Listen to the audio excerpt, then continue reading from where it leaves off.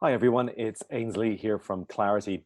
Today I wanted to introduce you to a new system that we've created at Clarity. It's an introduction to Clarity using a video. Now, clearly, it probably wouldn't have made sense to do systems notes for this and do them in the typical format that we send them out to you. So we thought, given that we're introducing video, it would be more appropriate to do the systems notes using a video. Now, clearly, we will give you a copy of the slides and you can have that copy to be able to use as a system notes to remind you about this recording. Now, I'm going to go through the nitty gritty of the system on this first video, and then I'm going to record a video, an example video that you can use for clients in the next video. So at least as you go on an ongoing basis, you can just review the quick video to send out to clients and keep this one as the detailed systems notes, which probably you can produce the slides from and give yourself a memory. So first of all, this is a rough and ready video, much like the videos that you're going to be using for your clients. And we're going to talk about the quality of the video in a little bit. But first of all, I just want to show you that I've done this quickly. I've done it on the fly, really, and I've created the slides that are very, very simple. So I haven't gone into fancy presentation mode here. I have maybe not the typical mode that you might see our slides in. I've just done them rough and ready to show you that this is a quick and easy way to get going once you're used to it. So again, hopefully that you might need to use some slides with some of your clients in longer videos. I think the video that we're going to do to introduce Clarity, you won't need to do that. But just bear in mind that if you do need prompts and you do want to use slides, then you can do those really, really quickly and get those together. And again, it's not a Hollywood production here. This is a new way to introduce Clarity, a new way to talk to clients. And let's just get started into why video from the first perspective. Well, generally it's quick. Certainly once you're used to using a video and you're used to seeing yourself on video and used to actually getting started, you'll see how quick it is to actually prepare a video and get it across and sent out to your clients. Now, you can get so much information crammed into a video. If you think of it from an email, you've got to write that email, you've got to prep it, you've got to reread it, you've got to look at it and think about how the tone is coming across, how the words used are, the language that's being used. And so it can take a long time to send out a written piece of communication, be that a report, a memo, or an actual email. You do have to really carefully caveat it. You do have to think about the other options. And so it can be much quicker and much easier to get a hell of a lot more information across on a video than either in written form. Also, it's a little bit different. Potentially you're introducing a different type of conversation to maybe a client that you're used to dealing with, or maybe you don't deal with that client quite a lot. So again, it's a different type of conversation that you're going to have with that client using Clarity. Or potentially you're introducing a new style of service. If you're only used to dealing with your clients for accounts and tax returns, then potentially you're bringing in a brand new service into your accounting firm that is talking about business growth, business advisory services. That's not that scary word, business advisory, but potentially you're introducing either to a new client or to the firm a different type of conversation or a different type of service. So perhaps it's also good in that case to do something different and to communicate with your clients in a different style. It's going to be much easier for your clients to digest because it's coming across in the tone that you're speaking. So it comes across as you naturally communicate with your clients either on the phone or face-to-face or even on an online meeting. So it's probably easier for them to digest the information. They can understand your tone. They can understand where you're coming from. And the emphasis that you're putting on certain aspects, they can certainly get. They can also see from your face how excited or how interested you are at bringing Clarity to their attention, particularly the potential profit improvement or cash improvement within the business, the potential that's in the business. And that certainly can come across much easier in video than it can in written form. Again, you have to be careful when you're writing and typing to be empathetic about how that's going to be received from the receiver and from your client's perspective, whereas it's much easier for you to get that across in video form. Now, also, your team are going to need to get used to video in any event. So it's as good as any time to start them getting used to video. Now, Video content, as we know, is becoming so much more important, and you as a firm will need to be generating a lot more video content going forward. So it's a good way to introduce video into the firm for you to get used to video and for you to get your team used to video. As I said, it's quick. Once you get used to it, from the start, it can be a little bit daunting.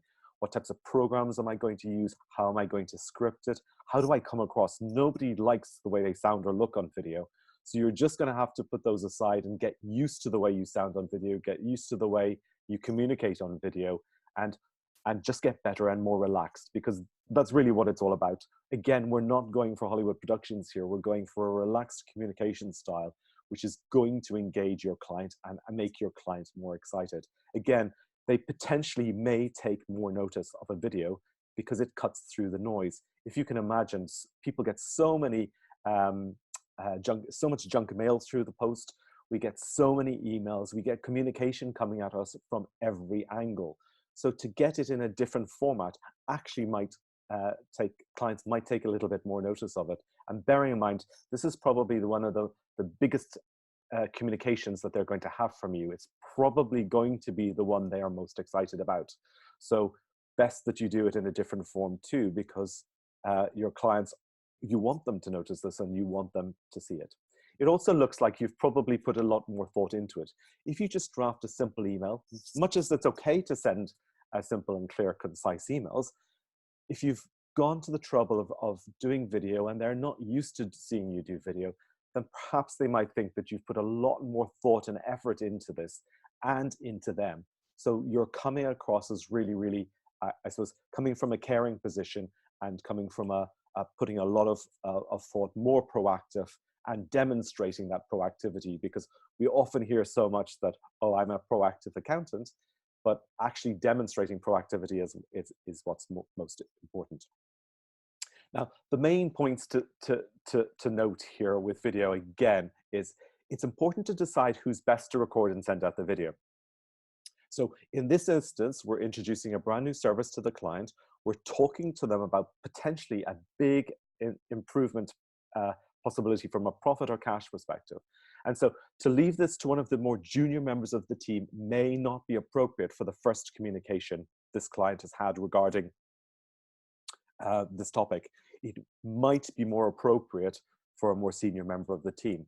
However, that being said, it does depend on the circumstances. If the client is used to hearing from a member of the team, they're used to hearing from them on the phone, or they're used to hearing from them in email or in letter form, it might be that they do have more trust with that person and they do expect that person to have more insight and knowledge about their business. So you do need to think about who in the firm is more appropriate to be communicating with the client. Of course, if that value is particularly colossal and the potential and profit improvement is so high, it again might make more sense for a more senior member of the team to take that communication, and for the client to disrupt their flow, and for them to think, oh my goodness, I didn't realize how important this is. This is why this communication is coming from X person within the accounting firm. Now, as I've said many times, this is not a Hollywood production. It's not about getting this perfect. This is about a quick communication tool and getting across effectively your message. That's the purpose of using video, to be able to get far more information across in a much quicker form, in a more relaxed communication style, and in a style that the client is likely to understand and to be able to digest better. So it's okay to make mistakes. It's okay to fluff lines. It's okay to say, oops, I didn't mean that, or to recorrect something. You do not need to re-record. You've probably noticed as I've been going through this video, it's a one take. As you can imagine, we're trying to cram in a lot of information and I want to get it out there as quickly as possible. So I am going to make mistakes. I am going to fluff my lines. I am going to need to correct, there you go, what I'm saying. So it's okay to make mistakes. It's okay to be natural. It's normal when you speak to somebody that you might need to change what you said. You might need to correct something, or you might need to go back and say, oops, I didn't quite mean it like that. I meant to say this. So it's okay to make mistakes. You don't need to re-record it just because you've made a mistake. You just say, oh, sorry, need to correct that, and move on. But it is important to prepare. What you don't want to do is send out a very long video that's containing a lot of waffle. It's going off point. So you do want to think about and be quite careful about the points that you want to get across. So it's important to prepare. It's important to understand what you need to get across, what points you want to emphasize, and to stick to the script and to get the point across and to get the video done in a quick format. What you don't want to be doing is sending out an hour-long video. That's okay for certain circumstances, for certain webinars, and for certain training programs, and for certain communications that you have with your clients. But here we're talking about making a big impact, making a quick impact, and effectively creating a setup for and to arrange a meeting. So that's the purpose of this video. So it shouldn't be longer than 5 minutes, for example. So I do want you to think about the meeting. I do want you to prepare in advance. I do want you to know who's the best person to do this video. I want you to jot down a few agenda items or a few points that you want to get across. So by creating that rough skeleton, you can keep it to the point, you can make it quick and effective, and make sure that you don't come across as waffling. And again, it's also important to be yourself. It's important to be relaxed. The client is hearing from you and knows who you are generally. They know how you come across. So you don't have to put on a certain persona. This is about being yourself and coming across in a relaxed manner and being excited for the client and for them to able to see that in you and see that from you and hear that in your tone of voice. So most importantly, be yourself. Now, some people have been asking, what video tool do I use? And effectively, what you're going to see from me here is you use the tool that's most comfortable for you. Today, I'm using Zoom, and I particularly like Zoom because it's easy to share the screen. It's easy to flip between screens. It's easy to highlight and annotate certain slides if I want to do that. And so it's very quick tool for me to use because I'm used to doing that. We have lots of meetings with our members using Zoom. When I was in practice as an accounting firm, we used to use Zoom with our clients all the time. We used to use it for webinars, and we used to use it for quick monthly mentoring calls or quarterly meetings in some instances, particularly if it was a long distance and we didn't want the client coming or us going for a long way for a certain meeting. So we used Zoom a lot. I'm used to using Zoom. I'm comfortable recording on Zoom and comfortable using that format.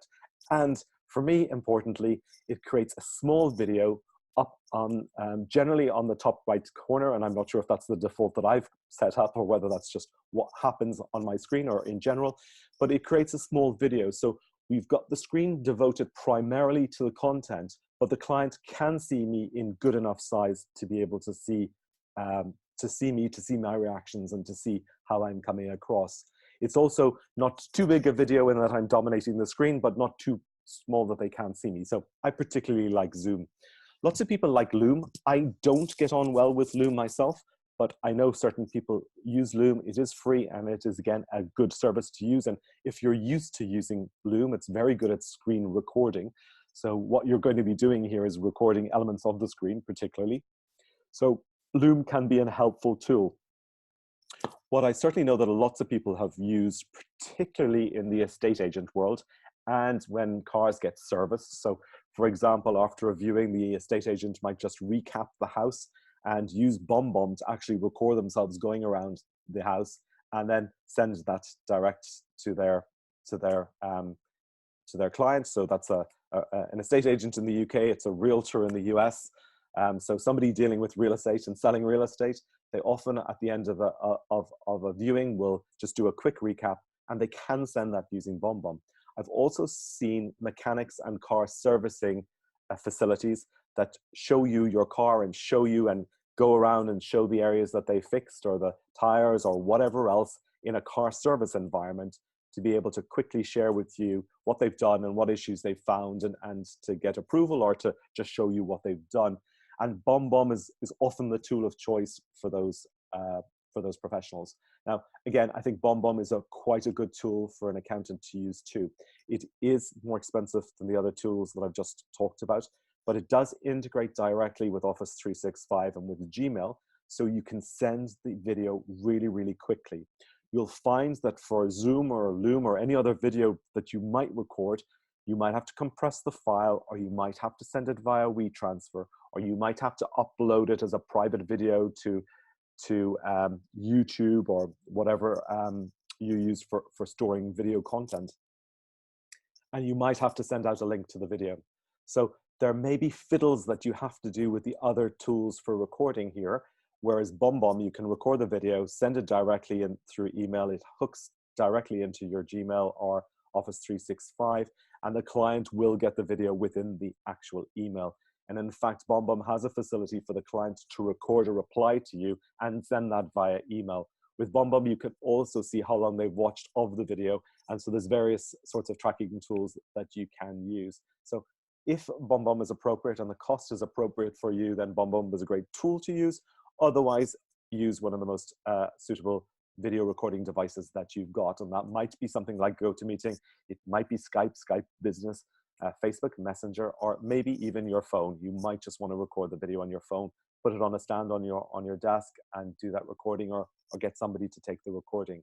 Unlikely that you're going to want to use your phone though, because you are probably going to want to show your clients your screen, because we're going to be talking through some numbers, and it's easier to show them that rather than actually talk them through numbers. So perhaps maybe not your phone for this instance, maybe Zoom or Loom or BombBomb or one of the others is more appropriate. If you've got another video tool that you think is great, then please share it with us and we'll share it with the community too.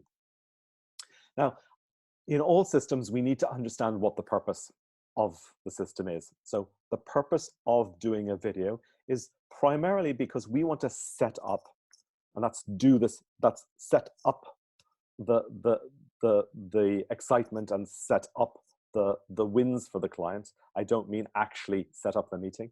What I want is to create a little bit of excitement around this meeting. So we are actually saying to the client in advance, we're really keen to meet you. There's some really exciting news we want to share with you, and we want to see you as quick as possible because potentially you've got some really big profit improvements here that we want to talk you through. So in this instance, when I mean set up, that's what I mean by that.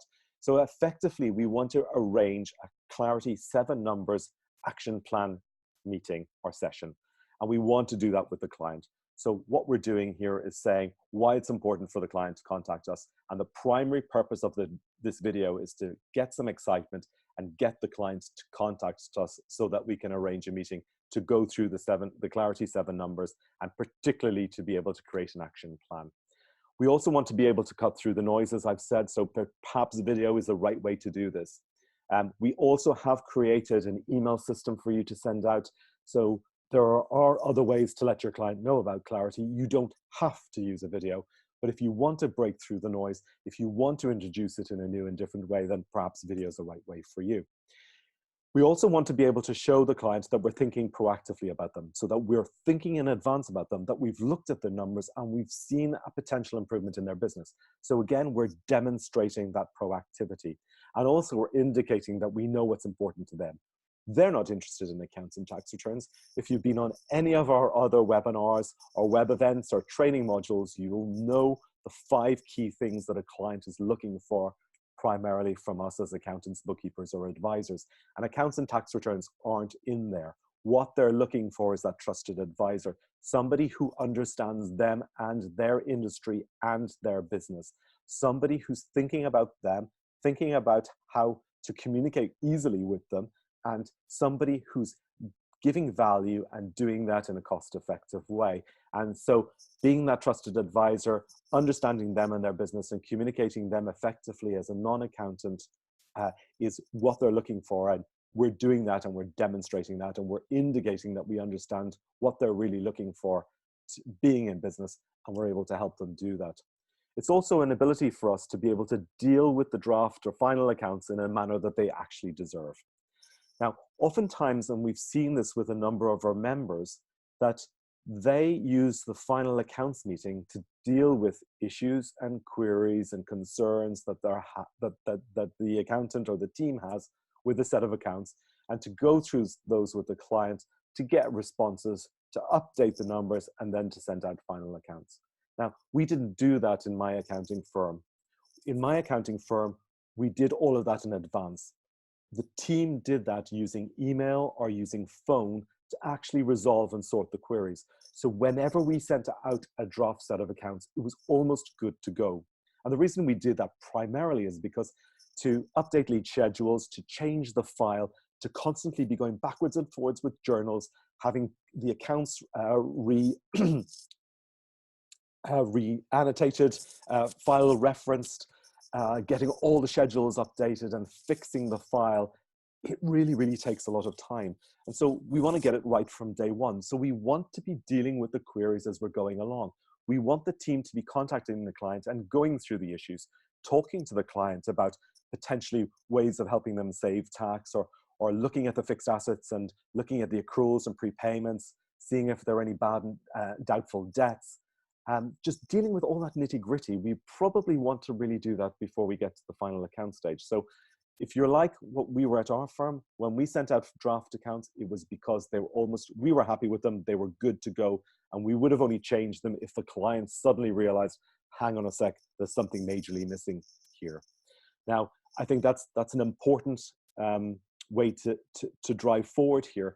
And I think you'll understand as well that when we start talking to the client about clarity, we don't want to do that at the back end of a long meeting.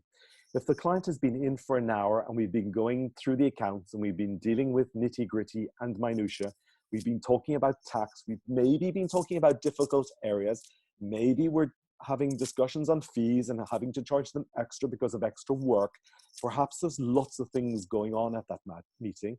And if that's the meeting you're having with your client, it's then not appropriate to have a clarity meeting, because we're changing the whole meeting tone.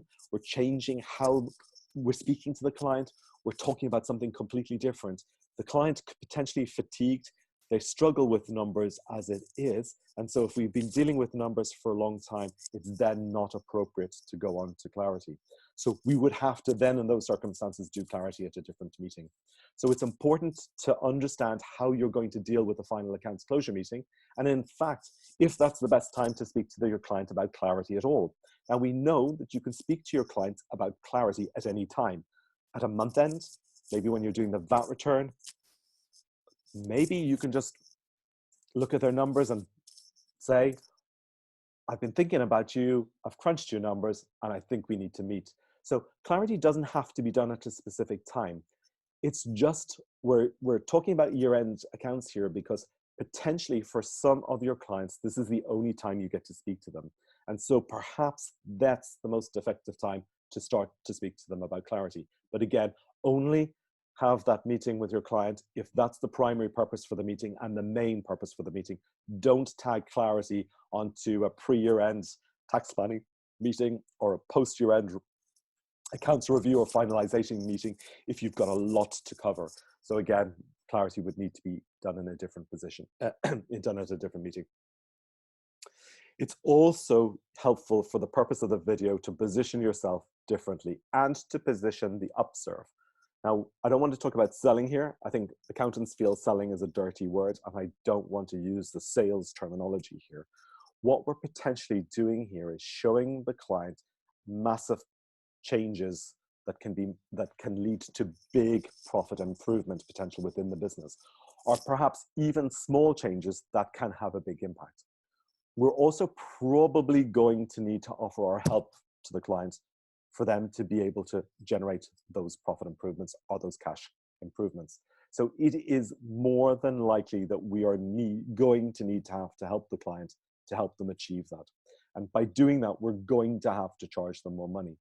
So you'll clearly see that having used clarity, it doesn't come across as a sales tool, and it doesn't come across from an awkward position. It potentially shows the client and changes their perspective or their thinking about the business, and it shows them potential big profit improvements. And we're doing that in a very different way and in a very easy way for them to understand. And so it's natural for them to want to seek help to achieve those. It's also okay if the client thinks that they can do it themselves, because we can just document those actions and we can come back to the client and say, how did you get on with that? It's also easy for us to say that our most successful clients tend to see us 4 times a year, or our most successful clients who actually achieve these profit improvements have a monthly meeting with us. the client will understand why they need to work with you.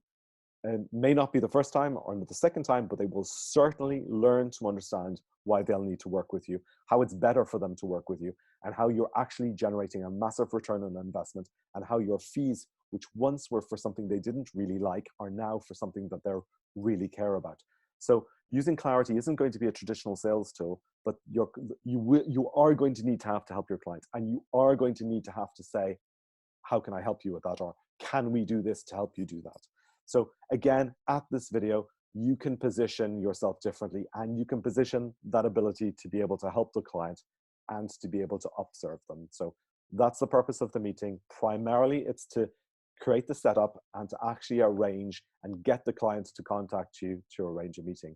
Now, it's also okay to say that we're going to follow this video up and we're going to sort the meeting, but wouldn't it be fantastic if the client was so excited when they saw your video that they were on the phone or sent an email straight back to you and said, when can I come in? That would be just the best result of that video. So just again, to rehash, that's the primary purpose of the video. Now, the preparation that you're going to need to do, we're going to need to understand firstly, if we're going to do this with a set of draft accounts or with a set of final accounts.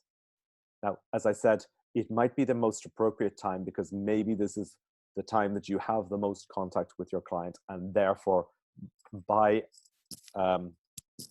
default, it's the right way and the right time to do it. It might also be that you've got a lot of March year ends, for example, and they're finishing around Christmas time or December, the end of December. So you're going to be having naturally a lot of meetings over the coming months. So there might be reasons why you want to use a year-end meeting to position and to talk about Clarity. That's not to say that you have to do that. Clarity can be dealt with any time during the year. It's so easy to say to your client, you know, I've been looking at your numbers, I've been thinking about your business, and I think you're leaving potentially £20,000 of profit on the table.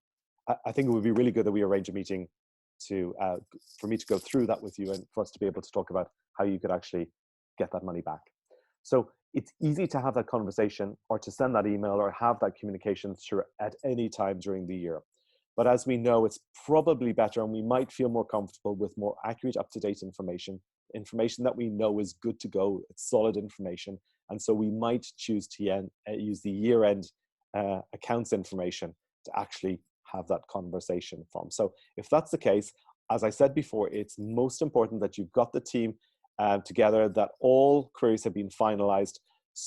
That's either done by phone or email, so that when you're sending out and talking about the draft accounts, you're almost talking about final numbers. Again, it's okay if they need to change, but what I'm saying here is we're not going to have massive changes to these numbers because that takes a lot of time to do, and it will distract from the potential profit improvement. So you're also going to have to need to load the client on Clarity, and that's got to be with their year-end numbers. Now, if the client isn't on Xero or QuickBooks, you will need to enter that data manually. And for the set of accounts that I've just done, because it's a fictitious company I've created numbers for, I've actually had to enter that data manually onto Clarity. Now, clearly, if you've got an API and you've got Clarity loaded through that API, you need the year-end journal adjustments processed into the accounting records, because those, if you're going to use Clarity to go through the final numbers, you're going to need to make sure that those final adjustments are put through. So it's important that most of the queries are dealt with. The accounts are pretty much good to go if you're using a draft accounts to generate this video. It's important that the client's loaded on Clarity, and that if you've used any journals in the accounts, that you've actually posted those back into the underlying accounting records. And that's always obviously a good practice to have as well. It's also important that you've had a look at the 7 key numbers in Clarity. So you've got a little bit of feel for the main points of discussion, so that you've put them into Clarity, you've looked at them, the numbers agree, and you actually make sense, and they're telling the same story that you're talking about in the accounts. So it's important that maybe when you talk to the client about their draft accounts, you may not even show their accounts. You may go straight to the Clarity screen, the 7 numbers, and you might talk to them about the accounts from Clarity rather than even showing them the underlying accounts. It's okay which way you do it. It might be that you want to show them the accounts, show some main numbers, and that's what I would suggest. Highlight the tax bill and talk about timings and deadlines for it. and then maybe flick to the Clarity screen and show them a little bit more information and talk a little bit more high level about those numbers, saying that you want to arrange a meeting to go through them in detail, and then talk about the potential profit improvement. So it's important that we get the client into Clarity. We're comfortable what the net 7 numbers are painting a picture of, because we're probably going to need to introduce that in advance to the client rather than at a meeting and them saying, well, why didn't you tell me that on the video? It's also important that we go to the future screen and that we move all the parameters by a percentage. 1% if you're comfortable, because everybody can do 1% better. So 1% is easy. I probably would advise 5%. So move the parameters by 5% and see what the number says. And remember that number, because that number is the key number to talk to your clients about. So very simple. Get the team to get all the accounts queries finalized, load the client onto Clarity, have a quick flick at the 7 numbers, make sure they make sense to you, highlight the key points that you already know from the accounts, go to that future screen, move all the sliders, all parameters, and see what the potential profit improvement, and go for 5, at least 5, potentially even 10, depending on how you feel. But certainly I think it's good to talk about a 5%. And if you're uncomfortable at 5%, 1%. But remember the profit improvement and remember the cash improvement position. Now, just a quick recap about how simply we're going to use Clarity here. So we're going to use the 7 numbers to understand and to diagnose and to plan. So we're going to use those, and we're going to work together with the business owner so that we diagnose and plan, so we understand where the business is now, what small potential changes can do to the business, and then we're hopefully going to help them work through an action plan to create that profit, or to actually get that profit and cash improvement. So that's what we're going to use Clarity for, and that's the main purpose of the Clarity 7 key numbers action plan session, is that we're going to get a feel for the business. We're going to talk to the clients about what their plans are and where they're going and anything we need to be taking into account when we're moving the sliders. We're going to come up with a potential profit improvement and cash improvement perspective. We're going to understand what the gap is, and we're going to be able to then hopefully work with the clients to create an action plan to close that gap. After that, we're going to work and build on those action plans. And together with the client, we're either going to use our existing services, so our existing bookkeeping or management reporting or budgeting or business planning or diagnostic tax reviews or whatever compliance services we offer, to work with the client to actually help them create a better business. And we're also going to use all the other apps that are out there to be able to help us effectively leverage the power of technology and to deliver a complete suite of business advisory to our clients. Because all the apps do an element of business advisory. So for example, cash flow and cash reporting, we can use Float or Fluidly or Helm or anything similar. For management reporting, we might want to use Fathom. For playing with numbers and for stretching and sensitivity, we might want to use Spotlight or Futurely. So there's lots of tools that we can use out there to be able to help us in our business advisory offering. And this is probably where we're going to be wanting to work and build with the client on using those. And again, we might be using the Clarity document section, the 7 key business assets, and working with our clients using that as well. So the diagnostic and plan is at the meeting. We're then going to be setting up a whole phase of working and building with the client. And potentially, if they're of the size, we might even be helping them scale and optimize their business and taking them further down the business advisory journey and helping them even more to develop and move their business forward. And again, it goes always in a big circle. We're going to come back to the beginning and we're going to look at it again, and we're going to look at the next position next year or in 6 months' time, where we are now, and plan and move forward. So it's a constant review cycle. So hopefully that gives you an idea. You've seen the slide before, but it gives you an idea of what we're doing at the meeting, which is going to be the first position, and we're going to be setting up 2 and 3 to be able to help the client move forward. So potentially a suggested agenda for you is to take the client, and this is the agenda for the video. This isn't the agenda for the actual meeting. This is purely the agenda for this video. So giving you bullet points to talk through with your client. Now, as I said, I am going to record a separate video for you, which is just how I would send a video out to a client, and potentially you can use this as an example going forward. And in future, you only need to look at the video to jog your memory. And The points that I'm going to be covering on the video is I'm going to be looking at the draft accounts. I'm going to be highlighting the main numbers in those accounts. And I'm going to be thinking certainly in terms of the Clarity 7 key numbers.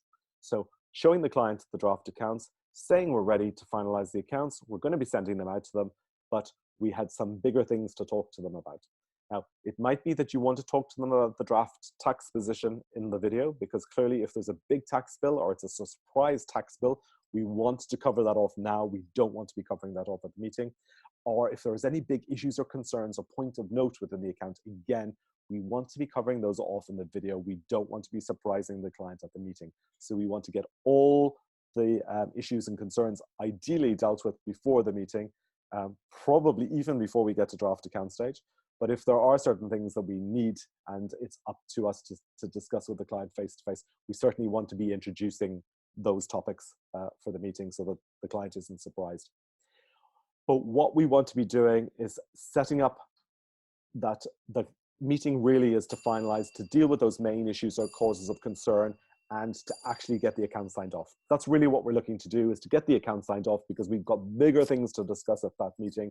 So we're dealing with all the issues now, and we're going to be dealing with something exciting during the meeting.